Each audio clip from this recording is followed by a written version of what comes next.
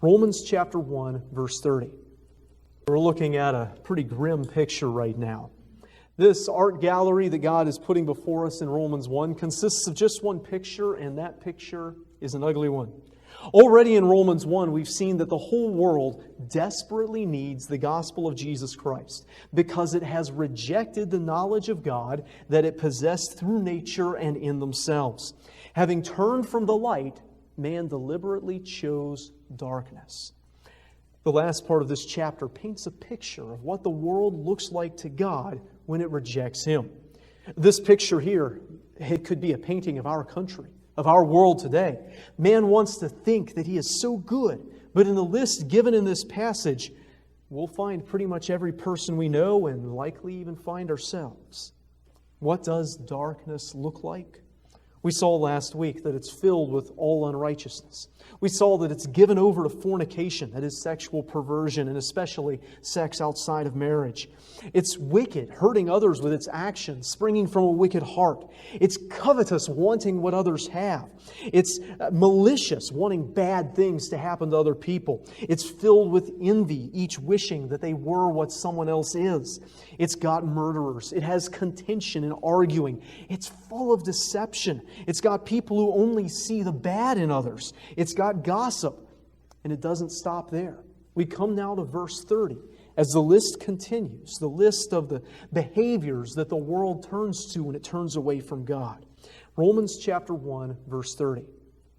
Backbiters, haters of God, despiteful, proud, boasters, inventors of evil things, disobedient to parents. The first one is backbiters. This is another one that has to do with our words. Notice how many of those there are. We haven't even gotten through all of them, but already we've seen debate, deceit, whispering, and backbiting, all directly related to our words, what people say. And this is no surprise. Jesus said that out of the abundance of the heart, the mouth speaketh. What is backbiting? Now, essentially, it is mindless criticism. It is speaking against someone. This word, or one of its forms, shows up several times in the Bible. Where it's not translated backbiting, it's often translated things like speak evil of, or speak against, or evil speaking. Once again, this is not going to a person with a legitimate concern and trying to resolve an issue. It is not coming to someone with a spirit of meekness and humility, bringing rebuke for something that they are clearly doing wrong. This is attacking someone with your words. It's trying to win an argument rather than resolve an issue. Where the whisperer that we saw before works behind the back of their target, the backbiter doesn't care. They'll say it to your face, they'll say it behind your back. So long as it's negative, they'll say it. It might not even be entirely true. They don't really care about that much either. They just care that it's negative, it's against the person they're trying to hurt or tear down or attack. This is spread across our culture.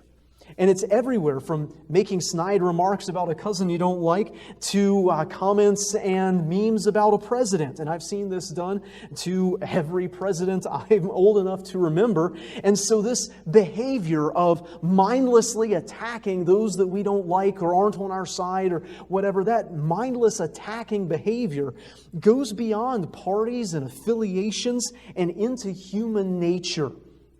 Our society is right here, overrun with backbiting, saying negative things to and about people without regard for whether those things are true.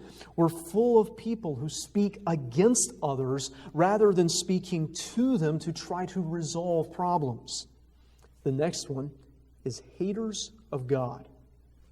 Now, most of America, 80% of America still identifies as Christian if you ask them on a poll.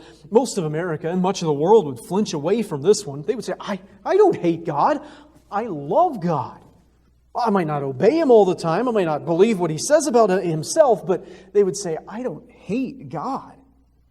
The problem is that we don't understand love or hatred. Hatred, of course, involves wishing ill for someone, or simply, in Bible terms, rejection. To love someone is to choose them and want what is good for them. To hate someone is the opposite of that. To reject them and want what is not good for them. But isn't that what most people do with God? I mean, they can't hurt Him directly. They can't, throw a rock at Him or something. But in their disobedience, they heap sin upon the shoulders of His Son upon the cross. And they hurt Him then. With every sin we commit, we add to the penalty that Jesus Christ paid for on the cross. And beyond that, people reject Him. They refuse Him. They know His will and they disobey it. How do we know people don't love God, that instead they reject God? Jesus said, "If you love me, keep my commandments." And they do not keep God's commandments. Some go so far as what we even think of as hatred, that loathing, that direct opposition. They work against Him. They speak evil about Him. They fight against those who love Him. They do all they can to oppose Him. Book after book comes out blaming God for the evil in the world, or attempting to explain Him away, slandering His people and His followers. And today in this nation, that is often more accepted than genuine love for God and speaking for God, let alone actually obeying God and all of His commandments. The next one is despiteful. To be despiteful is to be cruel. Despitefulness is cruelty. This isn't just hurting people because it benefits us. We saw that already. This is hurting people because it pleases us. This is doing to humans what little boys do to daddy long legs or flies. We know this is evil when we see it in others a lot of the time, but it's there. This is the inclination of humanity. It's what allowed the Crusades to be what they were, the Inquisition to be what it was, the Holocaust to be what it was, and so on. This has been there in prison camps. This has been there in prisons. This has been there in schoolyards. This inclination to hurt others because it pleases us to exercise power over them like that. Studies have shown so disturbingly that when you give people absolute power over other people, they hurt them, and they take pleasure in doing it. Despiteful.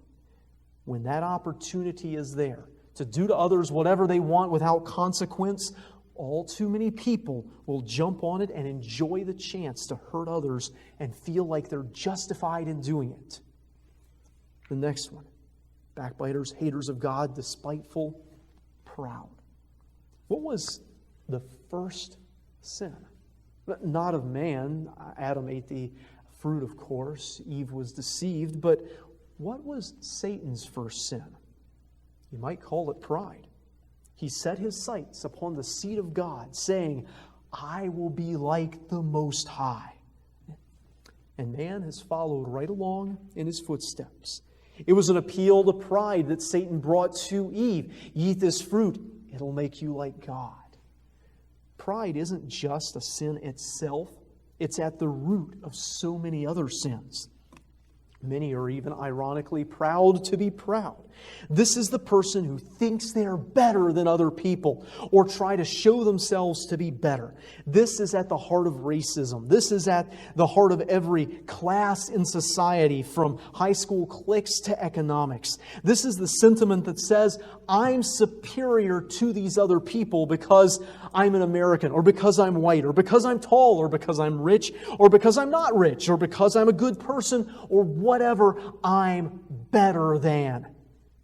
As a root of unbelief, this may keep more people from heaven than any other single motivation or sin, because they think they're good enough. They think that they are righteous. And so they don't need to put their faith in Jesus Christ. Jesus died for them precisely because they aren't good enough. And since they can't believe they aren't good enough, they won't believe in Jesus and His sacrifice for them. Pride makes people think they're good enough. This is at the heart of many troubles in a church, as people think their opinions are better because they themselves are better, that they should get special treatment, that no one has a right to correct them, and so on. In fact, it's pretty much a given that anytime there's a problem, there's pride. Proverbs 13:10 tells us that only by pride comes contention. Why is there so much strife in the world? Because there's so much pride in the world. The next one, related closely to it, is boasters. This is pride given voice. This is the person who always has the bigger and better story. You talk about your 21-inch bass, they're going to tell you about their 22-inch bass. You talk about being able to slam dunk when you were 17, they're going to tell you about being able to slam dunk when they were 13. This is the person who's going to tell you about their good grades or their achievements or their whatever. This is the person who is going to boast about who they are or what they've done. This is the opposite of what Proverbs 27:2 recommends when it says to let another man praise you and not your own mouth. Yet how much do we see this permeating our society in sports, in politics, in business? Even the humility we see often feels false, as though people are boasting about their lack of boasting. All of this is driven by a regard for what other people think. If we would get our eyes off of the opinions of man and realize that the opinion that matters most is God's and He already knows, then we probably wouldn't boast so much. He already knows how old we were when we were able to do this, how big it was that we got that. He already knows everything we've achieved, all that we've done, all that is good in us. He already knows. We don't have to boast about it. But fallen man has rejected the knowledge of God, including God's total knowledge and authority over him. And so man, in rejecting God, turns to impress man, boasting and living in the fear of man in the process. The next one is inventors of evil things. Everything God created started out good. It's hard to believe, but even mosquitoes and fire ants, they had a different purpose a long time ago. Everything God created started out good, and then we messed it up. It was by man that sin entered into the world, and death by sin. The thorns, the disease, everything wrong with the world entered because of what we did. Man has made a career out of taking what God created for good and using it for evil, perverting it. God makes an anesthetic or a sterilizer, and man uses it for a drug. God makes a power source, and man turns it into a weapon. God makes a powerful bond for marriage, man turns it to fornication and adultery. The emphasis here, when it speaks of inventors of evil things, the emphasis is not on the things, the emphasis is on the evil. Things themselves aren't really good or evil. Jesus would say that what enters into a man doesn't defile him, but what comes out of the man is what defiles him. It's in our hearts that the evil resides. And we take what is around us, and it's not that those things around us are intrinsically evil, it's that we take them and find ways to use them for evil, corrupting them and their purposes and their uses to do wrong and to do harm. The phrase here, inventors of evil things, could literally be conceivers of evil. People apart from God devise evil things to do, and they devise evil ways to use things. We take and corrupt that which is good. Can you imagine God in heaven looking down on a perfect and glorious creation? He had to curse it as a result of man's sin, but then seeing even the good things, even the things that are left pure and wholesome, and seeing them twisted and turned and used against the purposes that He made them for, used to do harm instead of to heal, used to hurt instead of to help. But that's what we do when we turn away from God. The next one, final in verse 30, disobedient to parents. I mean, if you doubt that this runs rampant, visit the grocery store sometime. Or remember your own kids. Or remember when you were a kid. This is rampant, right? I mean, I know you didn't always obey your parents. I didn't always obey my parents, and I was a good kid. You can ask my mom. I was a good kid, but I didn't always obey my parents. But this is something that runs rampant in a world that has left God behind. This is egged on by a society that mistakes discipline for abuse, yet abuses instead of disciplining. It's contributed to by entertainment that encourages pride and the assumption of superiority on the part of children. As part of my childhood growing up, all those Disney movies, they were part of the culture. How many of those movies involved a child or teenager rebelling against their parents, running off, doing the thing their parents told them not to do, and ultimately being vindicated in doing that, winning and being proven right and everything working out? Well, that's not really how the world works most of the time, but that's how the world tells kids that it works. And so it eggs on this disobedience. I suspect that this subtle message that disobedience to parents is acceptable normally and will probably work out okay is potentially more damaging than the blatant violence or sensuality that we often try to protect our kids from. But this disobedience to parents is another place where a society goes when it leaves God. You see, one of the truths about God is that He is our Father. When we disobey our Heavenly Father, it's awful easy to disobey our earthly parents too. It all flows from that rejection of who God is. Verse 31 now, the picture just keeps getting worse. Without understanding, covenant breakers, without natural affection, implacable, unmerciful. Without understanding. Well, it should be no surprise that this is where the world ends if we think about where it began. It says back in verse 22, professing themselves to be wise, they became fools. They have rejected the knowledge of God. And what is understanding? Proverbs 9:10 tells us that the knowledge of the holy is understanding. But when they restrain and pin down and refuse to let work the knowledge of God, they have refused the knowledge of the holy, and thus they have abandoned understanding. The end result is that people just don't know how things work, how the world works, how morality works. They've got their educational systems and their diplomas. They've now got their online classes, but they don't have understanding. They can't understand because they've thrown out the one thing that could have given them understanding. The world is mired in foolishness, economic foolishness, political foolishness, social foolishness, and so on. Even sports foolishness. I mean, it's clearly a sign of depravity and lack of understanding that there are still Dallas Cowboys fans out there. The world is without understanding. The world continues to do and try things that don't work. That can't work because it lacks understanding. It doesn't grasp how things fit together and how they work. And so long as it goes without hearing and receiving the gospel of Jesus Christ, it will never have full understanding. The next is covenant breakers. A covenant, that's an agreement, a treaty, a promise, a commitment. Sometimes it's formal, like between nations. Sometimes it's just an agreement between two people. No ink on paper, but just a handshake or a verbal agreement. We complain about lawyers and contracts and legalese and all of that. Do you know why we have so many of them? Why they seem so vicious? Well, mostly because of covenant breakers. If people could just say what they mean and do what they say, you wouldn't need all the lawyers. We wouldn't need so much of the court system. Your contracts wouldn't have to be 16 pages long.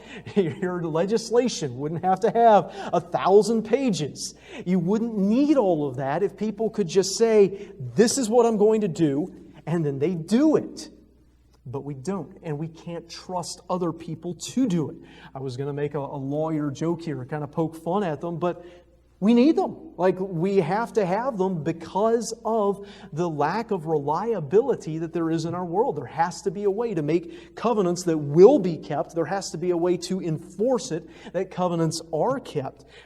We have to do it because this is so prevalent, this covenant breaking. Every broken marriage is a broken covenant. Many a lawsuit is based on a broken covenant. It starts young, children making agreements with each other and thinking, well, I don't have to keep it because my fingers were crossed. I don't have to do what I said I was going to do. It continues with people trying to find loopholes and bury things in fine print in order to make a deal but not follow through on what the other person thought that they were going to do. Honor has lost its meaning and has led straight to a society where you can't take anybody's word for anything. because people will break any agreement that doesn't have teeth to it. Well, that's no surprise, because we've rejected the knowledge of God. What is His character? He is a covenant-keeping God. He is absolutely faithful. And in His faithfulness, we rejected Him. And so we chose covenant breaking when we rejected a covenant-keeping God. Next is without natural affection. This is without love for family. It's natural, just the way it should be, for parents to love their children and for children to love their parents. He speaks of it as something that's part of nature. I think it was a couple days ago I was on Instagram and saw pictures of a seagull trying to fight a polar bear because the polar bear was coming too close to the seagull's nest. A little while back, I was out fishing, and in the shallows, you could see the bluegill nests, and a snake went swimming into one of those bluegill nests, and the bluegill, little bluegill, little tiny fish, went and fought that snake and drove it away to get that snake away from where they were laying their eggs. But humans who walk away from God often walk away from natural affection too. This is the parent who abandons their child, or the child who abandons their parents to a nursing home. This is the mother who aborts her baby because it would be too inconvenient to have it, or the father who urges her to because it will be too expensive. Doesn't it say something about our society's acceptance of this, that abortion facilities are often considered essential in a lockdown that's trying to protect the nation, but we're still allowed to kill thousands of children without natural affection?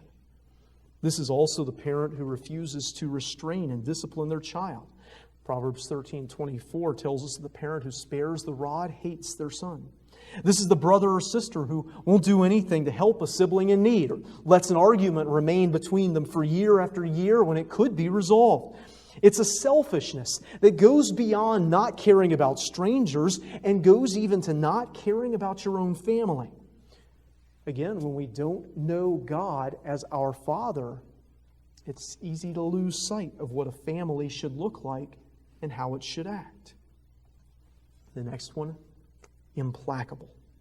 This is the person who will not let it go. They hold a grudge, and once they go to war, they don't stop until the other person or side is destroyed. This person, the implacable, is not interested in peace, and they don't want to reconcile. They just want to win. They want to destroy. They will do or say whatever it takes to defeat and to destroy the person or entity that they are against. They are not satisfied with anything short of, "You were right about everything." And even then, they might wade right back in swinging. No hurt is too old for them to remember. No slight is too petty for them to avenge. No enemy is ever forgiven, only beaten. They're incapable of saying, "Live and let live," because they don't want to let you live if you've hurt their feelings or told them they were wrong or hurt their family or cheated them or done something they think is wrong.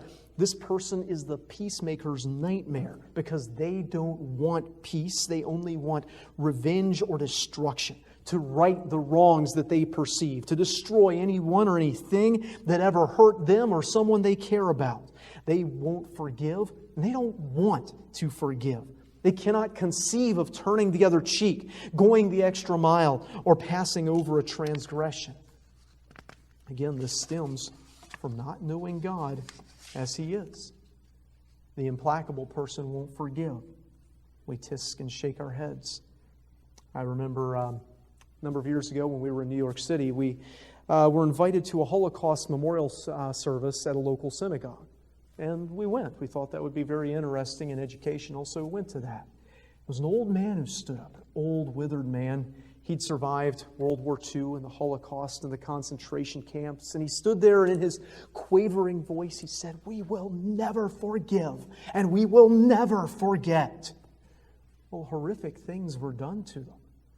But things done to him in 1943 were still ruling his life in 2003. Incredible. Implacable. It's not helpful to the person who's implacable. It's not healing for anyone. It brings no peace to anything, only destruction. And you shake your head at that and you say that's sad, but it's not unexpected. How can you forgive like Christ forgave if you've never been forgiven by Christ? How can you be the children of your Heavenly Father in making peace if you're not the child of God? Implacable, unrelenting, characterizes our world. The next and last is unmerciful. This person has no mercy and no compassion. They're the hang them all and let God sort them out type of person.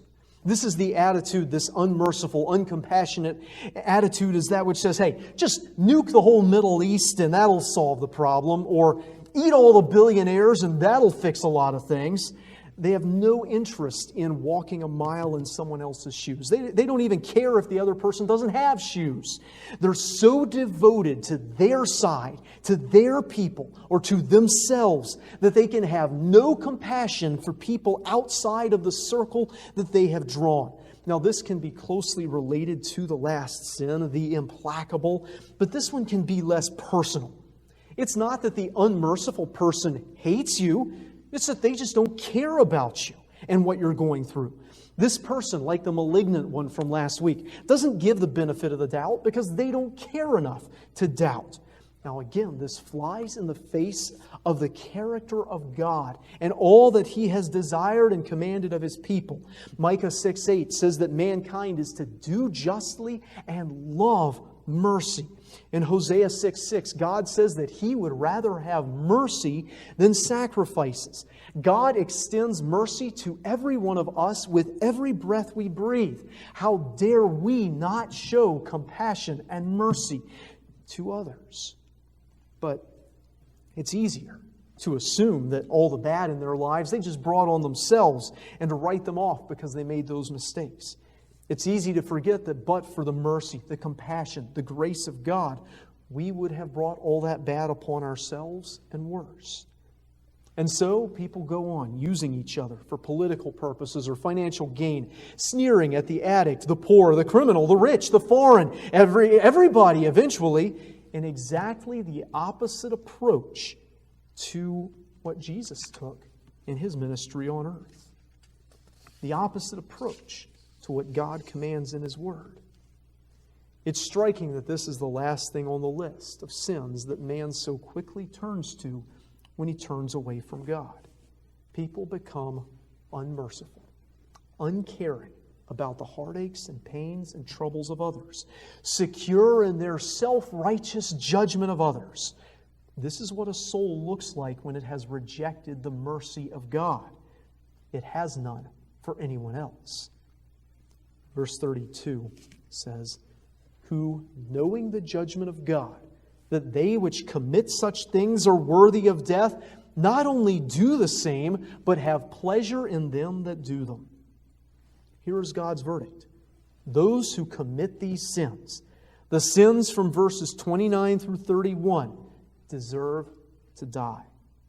They are all death penalty offenses, because they all reject the nature and character of God, who is the source of all life. And when you reject life, you choose death. Just as when you reject light, you choose darkness. Man has rejected the character of God. God is life, and so God says they're worthy of death. It's an uncomfortable truth. Because most people, even the heathen, even our depraved society today, want to think that they're okay, that they're moral, that they deserve to live, that they don't deserve the judgment of God. But truly, people know this in their hearts. The Holy Spirit enters the world to reprove the world of sin, of righteousness, and of judgment to come. People know that they've done wrong. People know instinctively and intuitively at some point in their lives that there is a holy and righteous God, and that their sin and that righteous God are going to meet someday, and there will be judgment. People know that so many things on this list are wrong. They know this intuitively. They know this from their conscience. And even if they've never heard the Ten Commandments, they know they've broken the law of God. They know they've done it. This is why they invent religions and come up with ways to try to atone for their sins and find redemption, because they know they're wrong and need atonement, need redemption. They know that God will judge, and God says His judgment is that they deserve death. This is a sobering thought for all of us, because it's easy to be scornful and look down upon someone who sins differently than we do. Certainly there are some sins that are greater than others, some condemnations that are worse than others. But once you're going down for the death penalty, it's pretty bad. And you can scorn the murderous terrorist, or you can loathe the homosexual, but remember that your pride, arguing and disobeying your parents, land you on the same docket before the same judge in the same courtroom of heaven, facing the same penalty. Yet although people know that these things are wrong, instinctively, intuitively, and let alone if they consider morality and thinking about right and wrong, or the glimmer of the knowledge of God that they've got, people do these things anyway. This is why they need the gospel. It's why they need to hear about Jesus. Now, it's not bad enough that they commit the sins. They end up approving the sins, endorsing the sins, by taking pleasure in them that do them. The words "have pleasure in them" can literally be translated "consent with them." Now, people might recoil and say, we don't approve of all those things. We don't take pleasure in people that do those things. We don't consent to people doing those things. But think of our actors in entertainment, the source of so much of our society's pleasure. How many popular movies and shows glorify, take pleasure in a contentious backbiter, or someone who commits fornication and strives to justify it? Think of our sports stars. How many of them are proud boasters? How many actors or athletes are renowned for keeping their covenants, or known for their humility? How many movies are based on an implacable desire for revenge? How many of our heroes are fornicators? If you want to know where we are as a society and whether we approve, endorse, and consent to these sins, look no further than our presidential elections and observe the public, known, unrepentant actions as those whom we hold up as the prime candidates for leadership. We might say, well, we're not for those sins. We don't approve of those sins. But when the leading nominees for the highest office in the land, the people we're saying we choose them to be our face before the world and to lead us in this world, when the leading nominees for that are flagrantly guilty of multiple colors in this portrait that God is painting, it tells you where our society has gone. It has gone where everyone goes when they walk away from God. Again, I say these things not to stir you to anger, to make you righteously indignant at the condition of this fallen, sinful, terrible, wicked, God-rejecting world. I say these things to help us understand why it needs the gospel. It shouldn't surprise us. It shouldn't outrage us.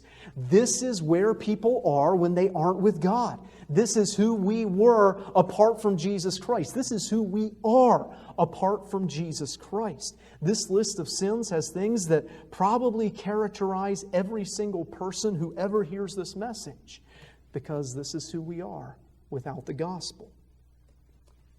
The world hates God, and that's precisely why they need Jesus. Well, what are we to do with such a mess? We can't even stop committing all these sins ourselves, let alone stop everyone else from doing them. Well, first, we can look at this portrait and say, I choose Jesus instead.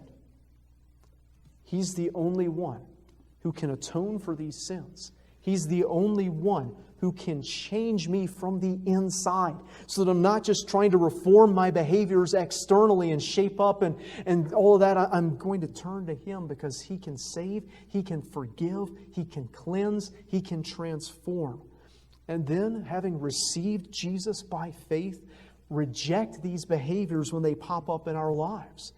Be vigilant of this, because those old habits are still buried in our nature. And although that old nature was crucified with Jesus on a cross at Calvary, and although it was defeated when He rose from the dead, still the memories of it linger in our flesh, in our hearts, in our minds. And so these behaviors can crop back up in us too, and they must be given over to the gospel of Jesus Christ. Help other believers turn from these things to walk in the Spirit.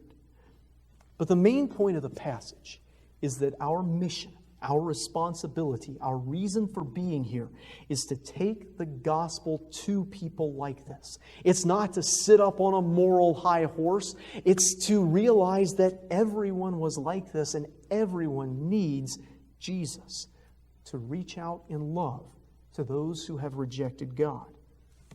This is the picture of the world without Jesus Christ. But God can change this picture to the image of Jesus Christ. And He does that with those who will receive the gospel of Jesus Christ. We approach Easter, where we focus on what Jesus did to change this picture, to change us so that we no longer fit into this passage, but instead fit into the streets and courts of heaven. I look forward to looking once again at that. Amen.